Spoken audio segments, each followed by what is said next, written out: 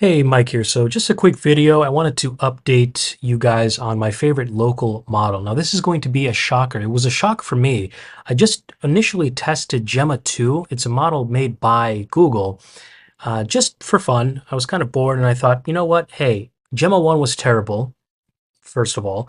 And so I'm thinking, maybe they really improved Gemma 2. And man, it really blew me away. I'll tell you that much. So I'm not really going to run it through any tests because I don't know how much you know about tests these days, but usually you'll have models pre-train on specific test questions. And even if you change the wording, they tend to get them right simply because they, have this kind of pattern recognition um, thing when it comes to LLMs. I'm not really going to go into the weeds there, but you get the point. It understands what a riddle is. It understands that, oh, if you say ABC, you're expecting, the next letters, D, E, F, right? So the only way to really test models out nowadays is by just talking to them, not only just back and forth conversation, but actually utilizing them.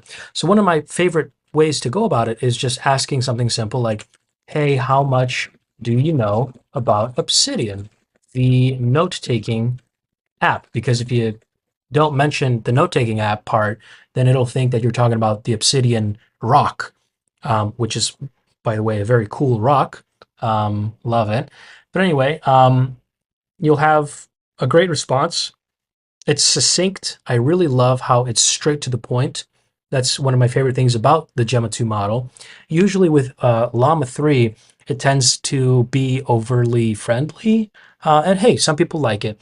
I'll tell you this much. When it comes to following directions, when it comes to accomplishing specific tasks, I will be using Gemma 2 from now on. However, when it comes to being more creative, I'm sticking with Llama 3. So that's why I have both of them in my local model list. And of course, every model that you have via Ollama, let me show you here. Oops. So if you have Ollama list, I believe is the command, you can see these are the models that I have downloaded. Now it says that I just downloaded, but all I did was a video earlier. So I did Ollama poll Gemma 2. And so it polls it, it checks it, makes sure that everything is correct. And now if we run a list again, it's going to say that I just downloaded it or modified it, right? But anyway, I've been using these models for ever since they've been released, really, the Gemma one. And it's really been my daily driver so far. It's replaced everything except for creative things, as I just mentioned. So anyway, that's my update. A lot of people were asking what kind of local model I'm using on a day-to-day basis, and it's a very simple answer now, Gemma 2. So hopefully you test it out, try it out. It's amazing. It's a 9 billion parameter model. Keep that in mind. However, if you download it via Ollama, I believe it's just 5 gigs. It's a quantized 4 version of it.